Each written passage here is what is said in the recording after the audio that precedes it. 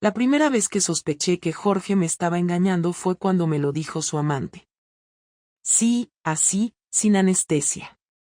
Me lo soltó a la cara en mitad de una clase de yoga, mientras hacíamos estiramientos. Se llama Clara. Rubia, muy mona, de esas que siempre huelen a algo caro. Llevaba viniendo a nuestras clases de yoga de los jueves desde hacía meses. Nunca habíamos hablado más allá de un hola educado, pero ese día, después de la sesión, mientras yo me ponía las zapatillas, se acercó y me dijo con una calma que aún me pone los pelos de punta. Tú eres Elena, ¿no? La mujer de Jorge Martín.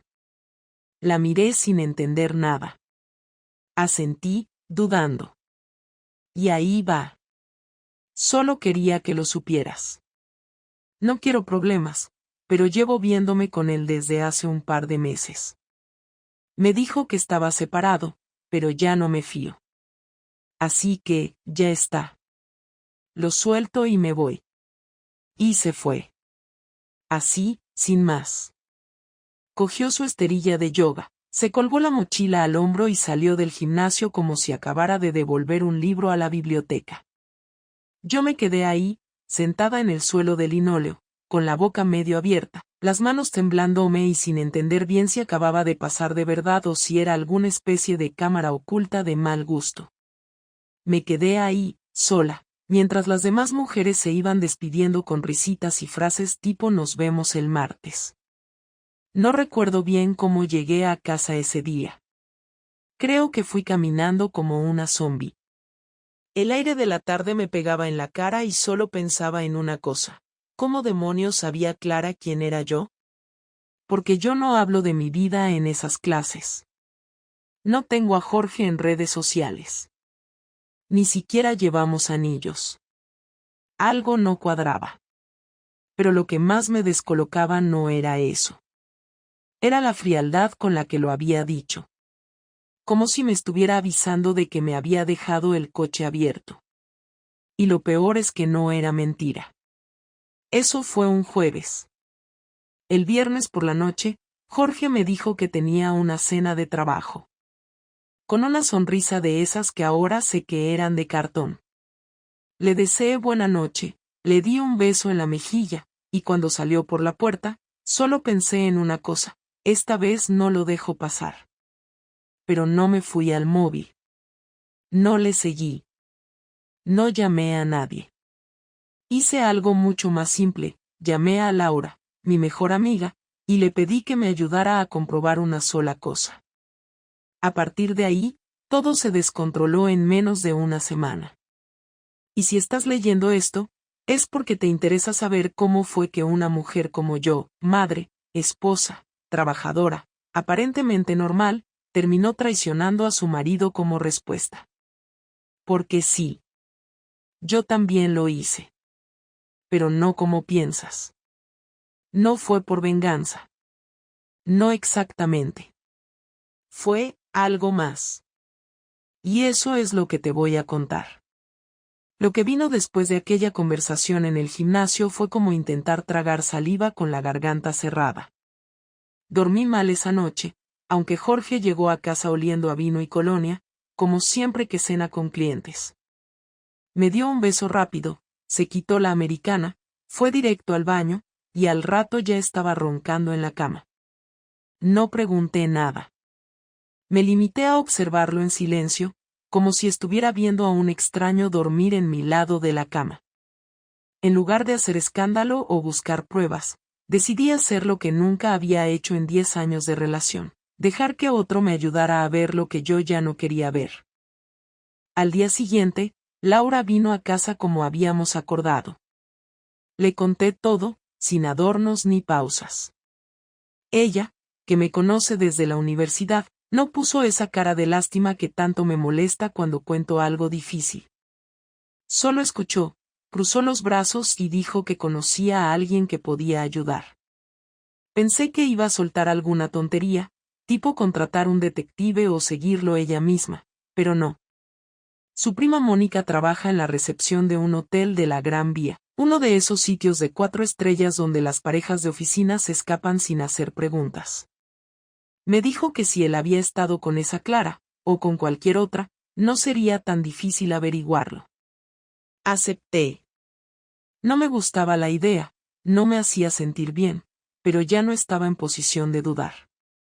Necesitaba certezas, no intuiciones. Así que, sin decirle nada a Jorge, Laura y yo empezamos a armar el rompecabezas. Fue rápido.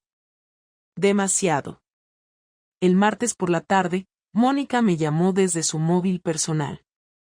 Me dijo que no podía darme detalles por teléfono, pero que había algo que tenía que ver con mis propios ojos. Fui al hotel ese mismo día, temblando de nervios, sintiendo que estaba haciendo algo sucio, pero también con una especie de alivio anticipado. Si había algo que ver, al menos ya no estaría inventando películas en mi cabeza. Cuando llegué, Mónica me recibió con una cara que no supe interpretar del todo. Me llevó discretamente a una pequeña sala junto al vestíbulo donde solían atender reuniones privadas o desayunos de grupo.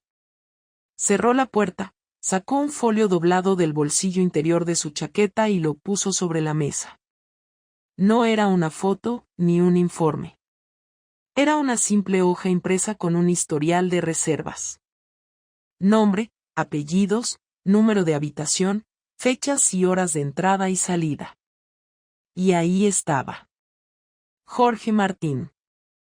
4 veces en el último mes. Siempre en horario laboral.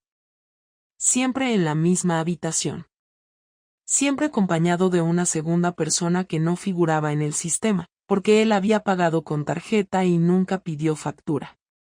Mónica me explicó que, aunque legalmente no podía mostrarme nada más, eso era más que suficiente para que yo supiera lo que tenía que saber. No lloré. No hice ningún escándalo. Le di las gracias a Mónica, salí del hotel con la hoja doblada en el bolsillo del abrigo y caminé por la calle como si acabara de salir de una entrevista de trabajo. De vuelta a casa, pensé en todo lo que había cambiado sin que yo me diera cuenta. En cómo durante meses estuve centrada en nuestro hijo, en mi trabajo, en mantener la casa en orden, y él mientras tanto iba a ese hotel a hacer lo que fuera. No sabía si con Clara o con alguna otra, pero a esas alturas ya daba igual. Esa noche tampoco dije nada. Jorge llegó más tarde que de costumbre, con la excusa de una reunión de última hora. Me saludó con un beso en la cabeza, preguntó qué había de cenar y se metió en la ducha. Mientras se duchaba, saqué la hoja del abrigo, la puse dentro de un libro cualquiera y lo dejé sobre la mesita de noche. No porque pensara que lo iba a abrir, sino porque necesitaba que estuviera ahí, como si ese papel pudiera absorber algo del dolor que yo llevaba por dentro. Cuando salió del baño, se metió en la cama como siempre, como si nada. Me dio la espalda y en menos de 5 minutos ya estaba dormido. Esa fue la última noche en la que fingí que no sabía nada. A la mañana siguiente, me levanté antes que él, preparé el desayuno como siempre, vestí a nuestro hijo y lo llevé a la guardería. Luego volví a casa, esperé a que él se fuera al trabajo, y entonces lo saqué todo del libro. El papel, mi rabia, mi dignidad. Se lo llevé a Laura, le dije que necesitaba tiempo para pensar. No quería gritar, ni romper platos, ni escribirle mensajes a Clara. Quería pensar con claridad, cosa que no había hecho en mucho tiempo. Lo que me molestaba no era solo el engaño. Era la tranquilidad con la que lo hacía. El saber que Jorge, ese hombre con el que compartía todo desde hacía más de una década, podía mirarme a los ojos después de salir de la cama de otra y seguir con su vida como si nada. Como si yo fuera una silla más en el salón, como si no tuviera memoria ni ojos ni dignidad. Esa tarde no pude evitarlo. Llamé a Clara. Había guardado su número desde el día de la clase, por si acaso. Me contestó al segundo tono, como si esperara la llamada. Le dije que ya sabía todo, que no necesitaba detalles, solo una cosa. ¿Cuándo había sido la última vez? Clara se quedó en silencio unos segundos y luego me dijo que no se veían desde hacía 2 semanas, que ella había cortado porque sentía que algo no estaba bien. Que Jorge nunca hablaba de mí, pero tampoco parecía soltero. Me pidió disculpas, pero ya era tarde para eso. Le dije que no se preocupara, que no era culpa suya, y colgué. A veces pienso que no estaba tan molesta con ella como con él. Porque ella al menos tuvo el valor de dar la cara. Él, en cambio, seguía actuando como si yo fuera tonta, como si no fuera capaz de unir 2 y 2. Pensaba que lo tenía todo bajo control. Pensaba que yo nunca me enteraría. Se equivocó. No planeé cómo enfrentarlo. No escribí ningún discurso en mi cabeza ni practiqué frente al espejo. Simplemente llegó el momento, como llegan los domingos o las visitas inesperadas, sin que uno lo pida. Fue un sábado por la mañana, después de una noche en la que no dormí absolutamente nada, pero fingí que sí, que estaba todo en orden, que había descansado. Jorge se levantó antes que yo, como hacía siempre los fines de semana para salir a correr. Cuando volvió, sudado, con esa camiseta gris que siempre olía igual, lo vi desde la ventana mientras estiraba en el portal. Me tomé un café en la cocina sin dejar de observar cómo se sacudía las zapatillas contra la pared como si esa rutina diaria pudiera ocultar algo, como si cada paso que daba sirviera para borrar las huellas que venía dejando desde hacía meses. Entró en casa con el mismo tono despreocupado de siempre, me dio un beso en la frente y comentó que el sol estaba pegando fuerte ese día. Respondí que sí, que parecía que iba a hacer calor, y le pregunté si quería una ducha o un zumo antes.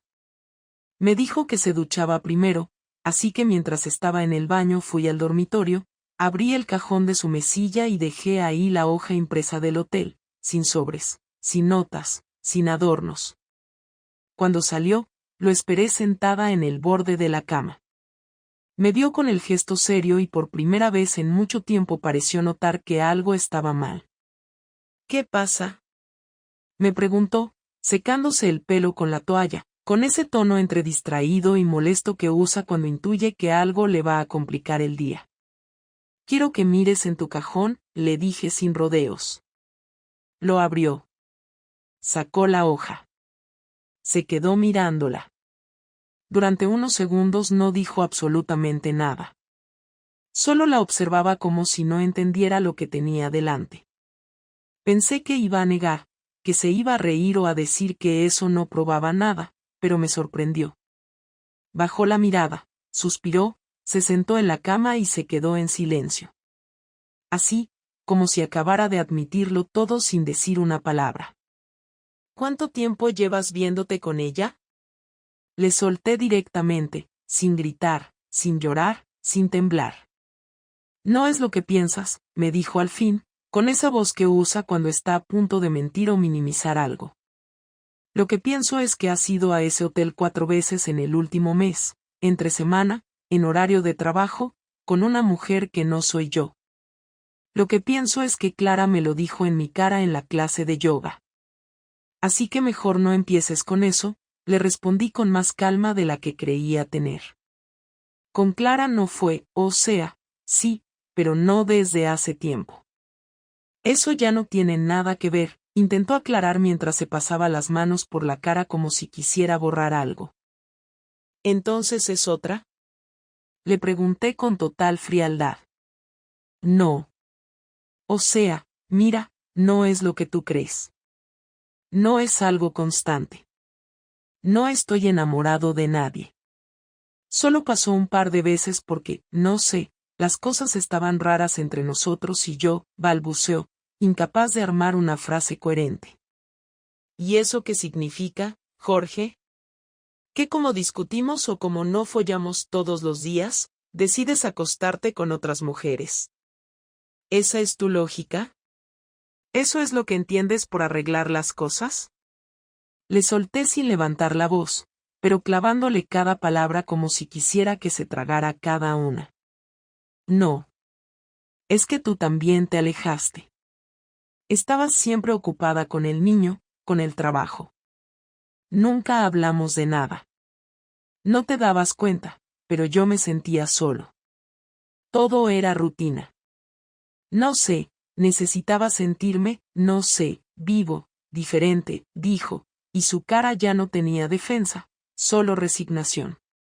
¿Y tú qué crees que sentía yo, Jorge? ¿Crees que ser madre y profesora y encargada de todo en esta casa es mi sueño dorado? ¿Crees que yo no me sentí sola? ¿Crees que no pasé noches enteras pensando por qué te estabas volviendo tan frío? Pero a mí no se me ocurrió ir a buscar a nadie para llenar ese vacío. ¿Sabes por qué? Porque no soy una cobarde como tú, le contesté, sin permitirle ni un segundo de compasión. Él bajó la mirada. Dijo que tenía razón, que no sabía cómo explicarlo, que se había equivocado. Que no estaba enamorado de Clara, ni de nadie, que fue solo una forma estúpida de escapar, de sentirse deseado. Que en ningún momento pensó en dejarme. Que no era que no me amara. Que solo estaba confundido. Que yo siempre había sido su centro. Su casa. Su vida. Y yo no pude evitar soltar una risa seca, esa clase de risa que sale sola cuando ya no queda nada que perder. No me digas que soy tu casa después de haber dormido en camas ajenas, le dije sin mirarlo. No discutimos más. No gritamos. No rompimos nada. Simplemente nos quedamos sentados en la cama, en ese silencio tenso donde ya no queda nada que proteger. Yo quería que se fuera, que se largara, que me dejara sola para procesar todo, pero al mismo tiempo me daba cuenta de que había algo en mí que todavía esperaba una respuesta distinta, una explicación que pudiera cambiarlo todo. Pero no llegó. Solo ese discurso pobre, lleno de excusas, de no supe qué hacer, de me sentía mal conmigo mismo. Lo eché de casa esa misma tarde. Le dije que se fuera al piso de su hermano o a donde quisiera, pero que no podía seguir compartiendo espacio con alguien que había decidido traicionarme sin ni siquiera tener el valor de afrontarlo antes de que yo lo descubriera. Cogió una mochila con ropa, dijo que lo sentía y que me iba a dejar espacio, que no quería pelear más, que cuando quisiera hablar, él estaría disponible. Cerró la puerta y me quedé sola en el pasillo, con el eco de esa puerta aún vibrando en mis oídos. No lloré. Me senté en el suelo, al lado de los zapatos de mi hijo, y respiré. Nada más. Durante los días siguientes, apenas nos escribimos. Me preguntó por el niño, le respondí con frases cortas. No me pidió perdón otra vez, no insistió en volver. Creo que supo que no tenía margen. Mis amigas me apoyaron, mis padres también, aunque no les conté los detalles. Solo dije que necesitábamos un tiempo separados. Y mientras tanto, yo pensaba en todo lo que había pasado, en todo lo que había callado, y en todo lo que todavía me faltaba decir. Y sobre todo, pensaba en lo que iba a hacer ahora. Porque por primera vez en mucho tiempo, sentí que estaba en una posición en la que todo podía cambiar, incluso yo. Y no tenía miedo. La primera vez que noté que Jorge no solo estaba herido, sino furioso, fue cuando recibí un correo del colegio de nuestro hijo con copia a ambos, algo habitual. Pero esta vez la dirección de correo electrónico que usó Jorge no era la misma de siempre. Usó una cuenta personal que yo conocía de antes, pero que no empleaba nunca para temas familiares. Al principio no le di importancia. Pensé que lo hacía por comodidad o porque había olvidado que esa no era la que usábamos para comunicarnos con el centro. Pero no tardé en entender que no era un descuido, sino el primer aviso. Jorge estaba haciendo sus propios movimientos, y ya no me los consultaba. Una semana después, el abogado que solía llevarnos las declaraciones de la renta me escribió un correo preguntando si seguíamos queriendo mantener la cuenta conjunta de inversión o si preferíamos dividirla. Me quedé en blanco. No sabía a qué venía eso. Lo llamé y me dijo, con voz nerviosa, que Jorge había estado en su despacho ese mismo martes y le había pedido que iniciara el proceso de separación de bienes. No me había dicho nada, ni una sola palabra, y lo peor es que el tono que usó el abogado dejaba claro que no se trataba de un trámite rutinario, sino de algo que ya estaba en marcha. Llamé a Jorge al instante. No lo cogió. Le escribí. Me contestó una hora después con un mensaje corto. Hablamos esta tarde. Es mejor hacerlo cara a cara. Lo esperé en casa como si fuera un desconocido con cita.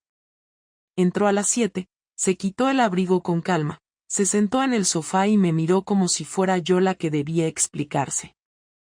Me dijo que había pensado mucho en lo que pasó, que aunque había sido un error suyo, no iba a quedarse esperando eternamente a que yo decidiera qué hacer con nuestro matrimonio, que también tenía derecho a rehacer su vida, y que si yo no estaba dispuesta a seguir, él sí estaba preparado para cerrar todo de forma ordenada.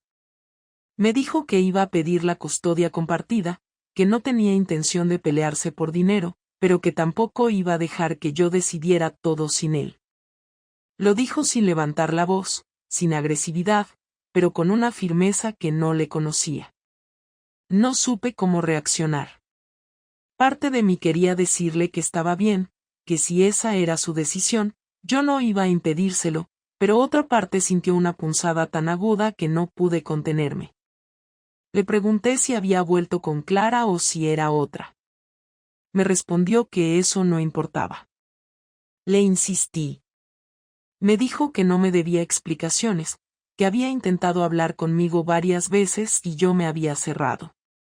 Le dije que el que destruyó todo fue él, que no viniera ahora a hacerse el víctima.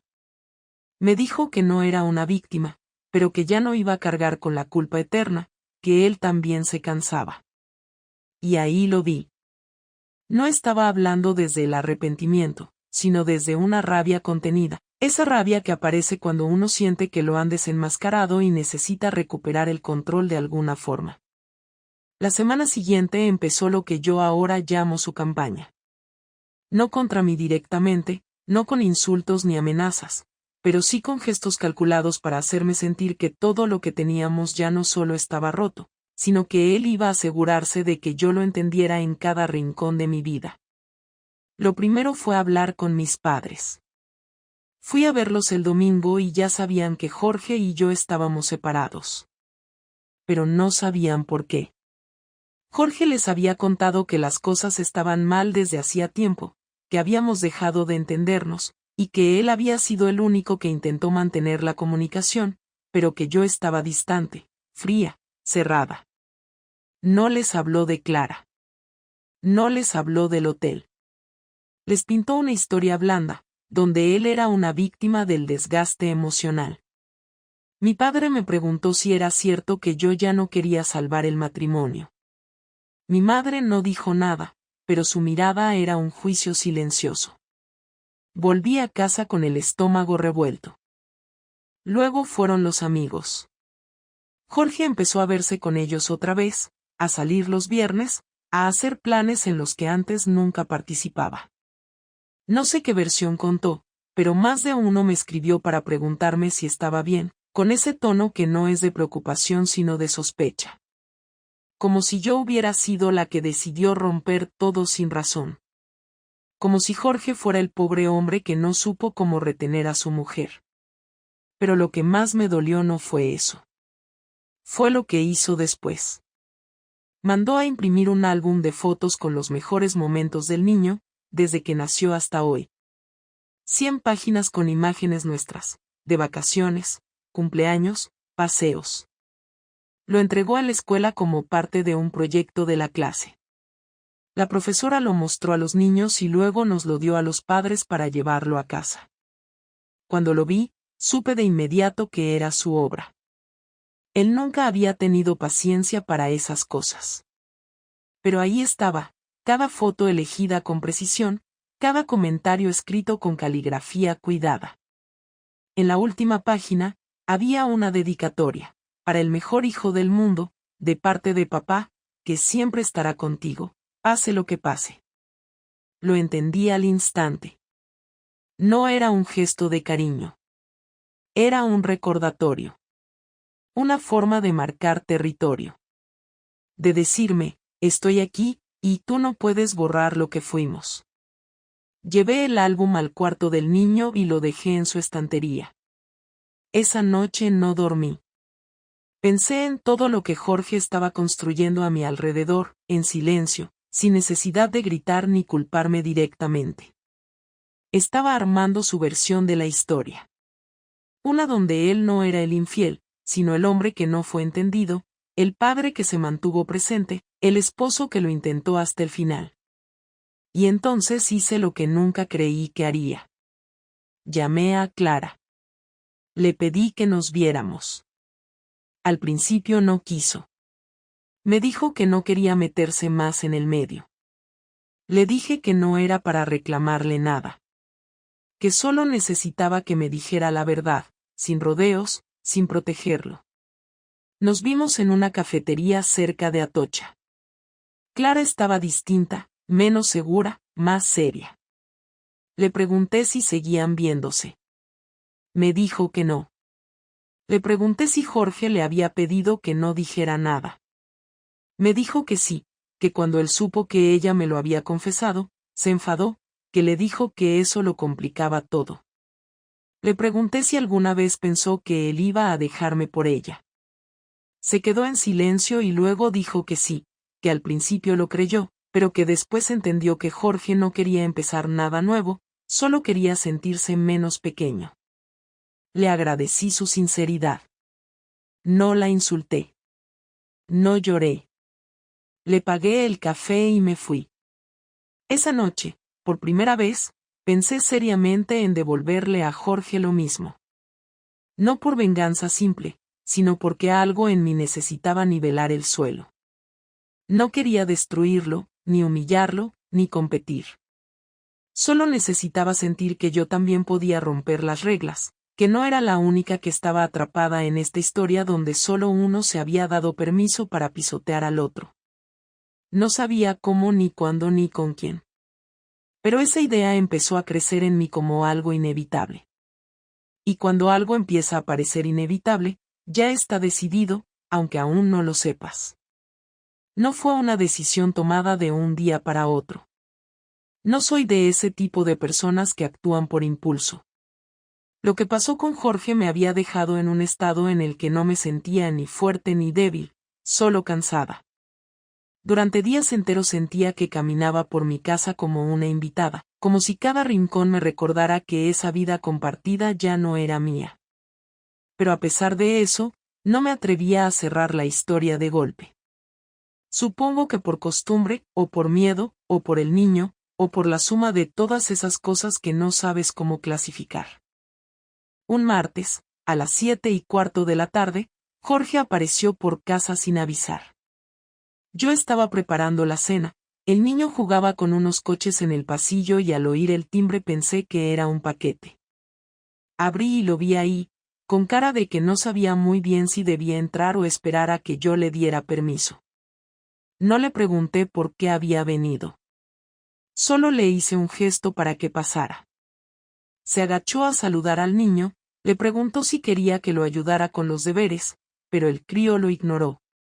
No sé si porque ya no se sentía tan cercano o porque estaba demasiado absorto en su juego. Jorge me miró y entendió que no era momento para conversaciones largas en presencia de él. Esperamos a que se durmiera. Yo aproveché para recoger la cocina, como si necesitara distraerme con platos y cucharas mientras pensaba en cómo encarar lo que sabía que venía. Jorge no dijo nada hasta que me vio apagar el lavavajillas y sentarme frente a él con los brazos cruzados. Llevaba puesta una sudadera que le había regalado yo hace años, una que pensé que ya ni usaba, y por un momento no supe si lo hacía para provocar una reacción o por inercia. Necesitamos hablar de lo que vamos a hacer, empezó, sin titubear, como si llevara días ensayando esa frase exacta. Dímelo tú, respondí sin ningún tono particular, solo queriendo escuchar por fin lo que él tenía que decir sin adornos. Mira, sé que la cagué, y sé que lo que hice no tiene perdón. No vengo a justificarme otra vez, ni a darte discursos de arrepentido, porque ya lo hicimos, y sé que tú estás harta de escuchar lo mismo, dijo, manteniendo la mirada baja al principio y luego levantándola como si buscara una señal en mi cara. Entonces, ¿por qué estás aquí? Le pregunté, todavía sin saber si quería que dijera algo que me calmara o que confirmara que ya no quedaba nada. Estoy aquí porque no sé si quiero que esto termine así. No sé si lo que hemos vivido merece cerrarse de esta manera. Yo sé que no tengo derecho a pedirte nada, pero también siento que si dejamos que todo se rompa sin haber hablado de verdad, vamos a arrepentirnos los dos. No hoy, quizás no este año, pero sí más adelante, explicó, con una voz firme que no le recordaba desde hacía tiempo. Me costó mucho no interrumpirlo. Durante semanas había esperado una disculpa sincera, un acto claro de reconocimiento, algo que viniera sin el disfraz del padre perfecto o del esposo víctima. Y ahí lo tenía delante, hablando por fin con cierta claridad, pero al mismo tiempo parecía que seguía sin entender el fondo de lo que había roto. Tú no sabes lo que es levantarte cada mañana y sentir que la persona con la que compartes la cama no te ve. Tú decidiste dejar de mirarme mucho antes de que yo dejara de hablarte. Tú pusiste tu deseo en otras manos sin siquiera tener la decencia de decírmelo. Lo que me duele no es solo lo que hiciste, sino la forma en la que lo escondiste, en la que seguiste actuando como si nada, como si yo fuera idiota, como si no mereciera ni una explicación, le dije sin levantar la voz, pero dejando que cada palabra cayera con el peso justo. No sabía cómo decírtelo. Me daba miedo perder todo. Me daba miedo verte con esa cara que tienes ahora. Me daba miedo que el niño nos viera separados, que tú me odiaras. Pensé que si lo dejaba pasar, si cortaba con ella, si lo escondía bien, podría hacer como si no hubiera pasado nada. Fui un imbécil, dijo, esta vez sí con un gesto que no supe si era de vergüenza o de agotamiento. Lo fuiste. Y todavía no sabes lo que hiciste del todo. Tú te fuiste con otra mientras yo estaba aquí haciendo todo lo que tú dabas por sentado. Y cuando lo descubrí, ni siquiera tuviste el valor de asumirlo. Fuiste tú el que decidió irse. Fuiste tú el que montó su propia versión de los hechos para quedar bien con todos. Y ahora vienes aquí a decir que no quieres que esto termine así. ¿Y yo qué? ¿Dónde queda lo que yo siento? Le dije, esta vez con los ojos llenos de rabia, no de tristeza. Jorge se pasó las manos por la cara, como si necesitara borrarse a sí mismo por un momento. No respondió de inmediato. Estuvo callado un rato largo. Luego se puso de pie, caminó hacia la ventana, y desde ahí habló.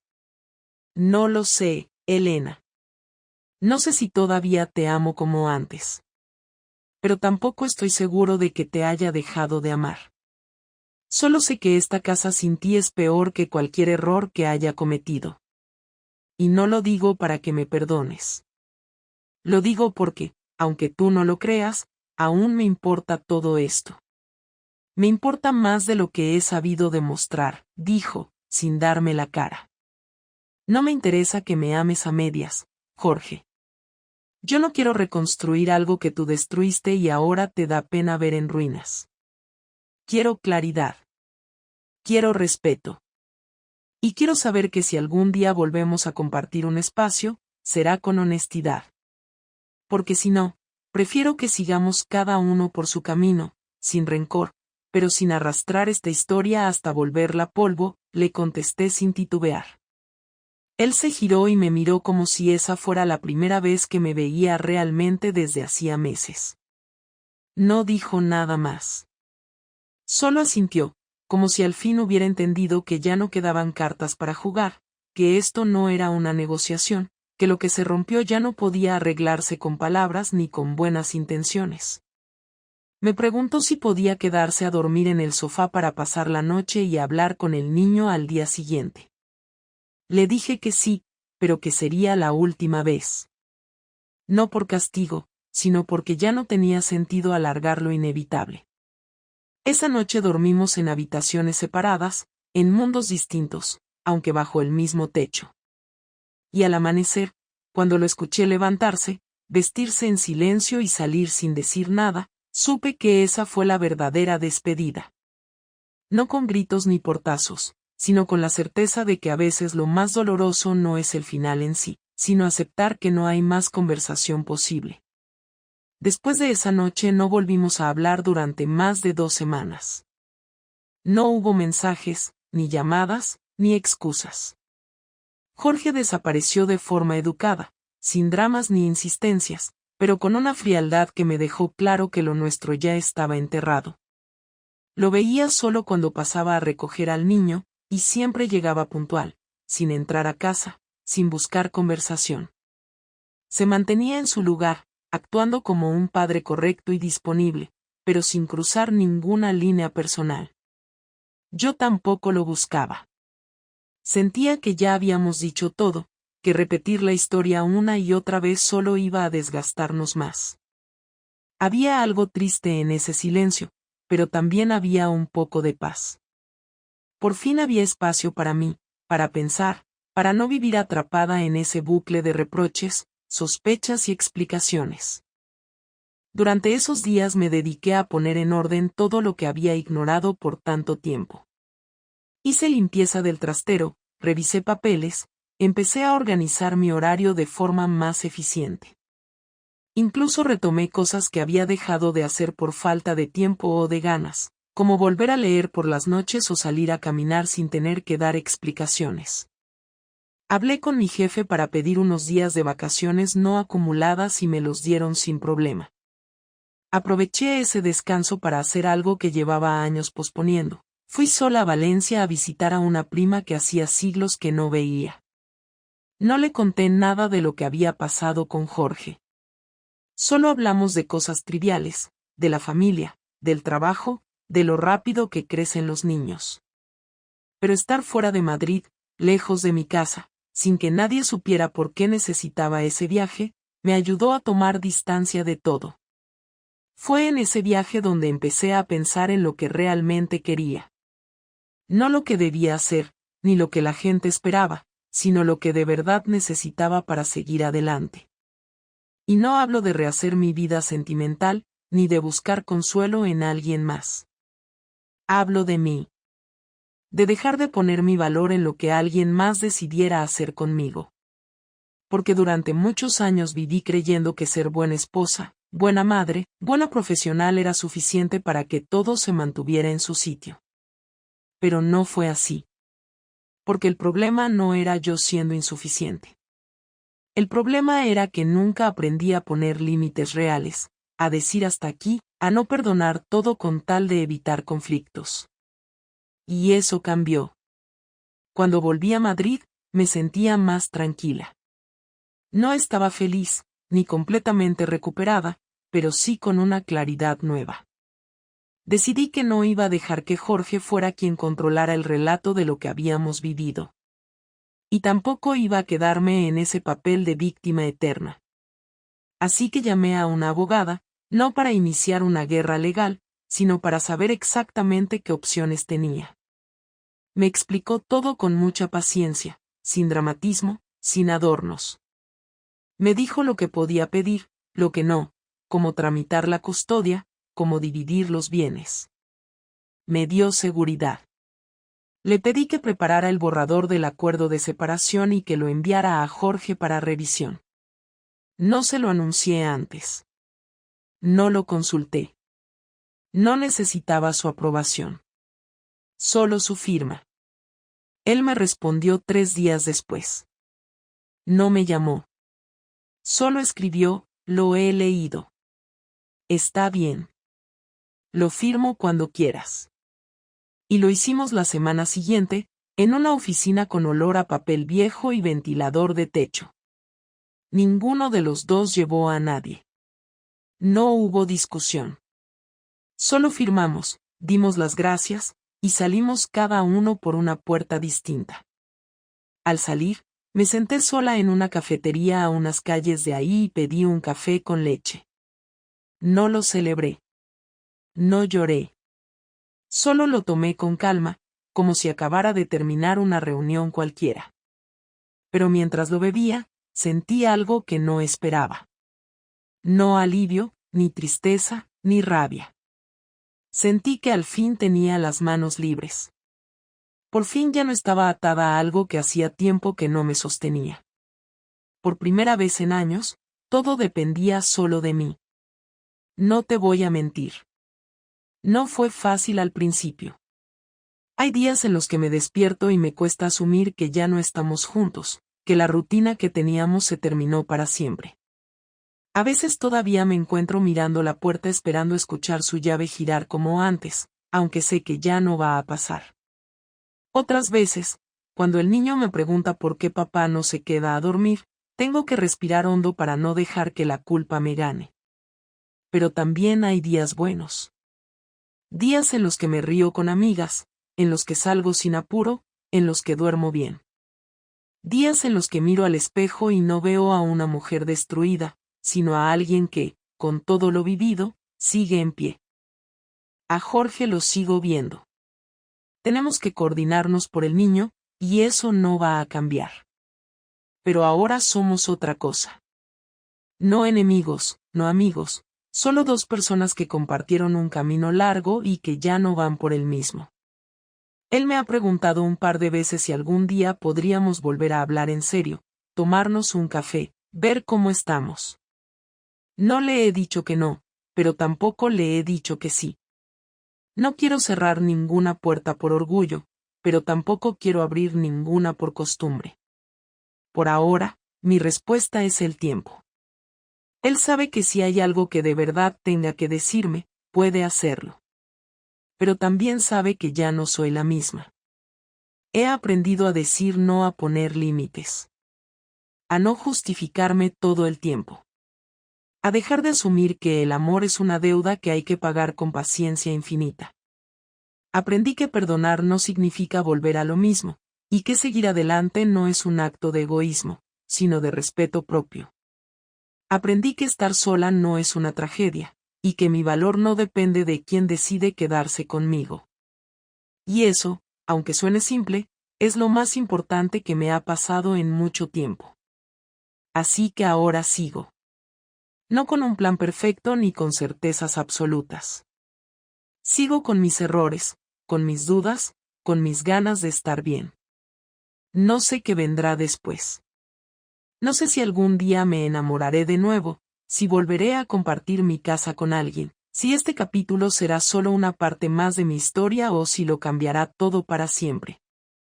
Lo único que sé es que, por fin, la historia que viene la voy a escribir yo, sin tener que pedir permiso, sin tener que explicarme, sin tener que disculparme por existir. Y eso, para mí, ya es suficiente.